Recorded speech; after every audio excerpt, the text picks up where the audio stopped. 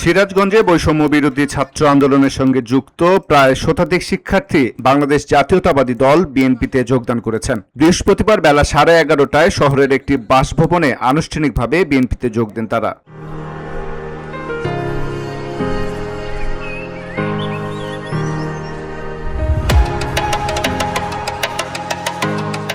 BNP স্থায়ী কমিটির সদস্য ও সিরাজগঞ্জ 2 আসনের বিএনপি মনোনীত প্রার্থী ইকবাল হাসান মাহমুদ টুকুর হাত ধরে দলটিতে যোগদান করেন ওই শিক্ষার্থীরা। এ সময় নতুন যোগদানকারী শিক্ষার্থীদের ফুল দিয়ে বরণ করে নেওয়া হয়।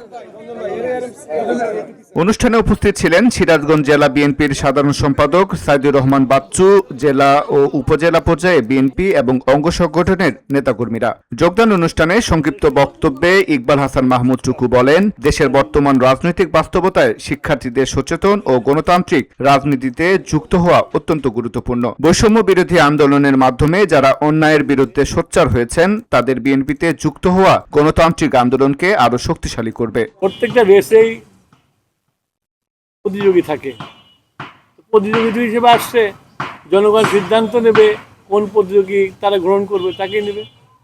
এখানে কোনো বিশ্লেষণ করার জায়গা নেই। আর দল যাদেরকে ভালো মনে করে তাদের দিচ্ছে, আমার দল আমাকে ভালো মনে করে আমাকে দিয়েছে, তাদেরকে ভালো দিয়েছি আমরা।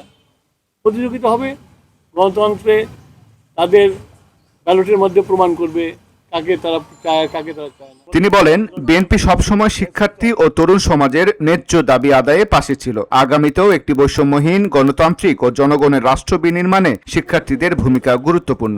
জেলা বিএনপির সাধারণ সম্পাদক সাইদুর রহমান বাচ্চু বলেন, বৈষম্য বিরোধী ছাত্র আন্দোলনের শিক্ষার্থীদের বিএনপিতে যোগদান দলকে আরও গতিশীল করবে। তিনি আশা প্রকাশ করেন, শিক্ষার্থীরা গণতন্ত্র পুনরুদ্ধার ও ভোটাধিকার প্রতিষ্ঠার আন্দোলনে অগ্রণী ভূমিকা পালন করবেন। এই বিপ্লবী ছাত্ররা যাদের ত্যাগ, যাদের সংগ্রাম দিয়ে এই সিরাজগঞ্জকে জয় করেছে, তো আমরা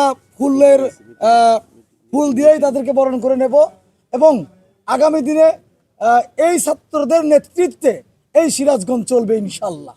সিরাজগঞ্জের সকল শিক্ষা প্রতিষ্ঠান থেকে যত অন্যায়, দুর্নীতি যা কিছু আছে সকল কিছু এই ছাত্র নেতৃবৃন্দর নেতৃত্বে সকল কিছু দূর হয়ে যাবে। নবাগত শিক্ষার্থীরা জানান, দেশে চলমান বৈষম্য, দমনপীড়ন ও গণতান্ত্রিক অধিকার হরণের প্রতিবাদেই তারা বিএনপির রাজনীতিতে যুক্ত হয়েছেন। তারা বলেন, একটি গণতান্ত্রিক বাংলাদেশ করতে বিএনপির নেতৃত্বে তারা সক্রিয় ভূমিকা রাখতে চান। VOD Bangla news desk.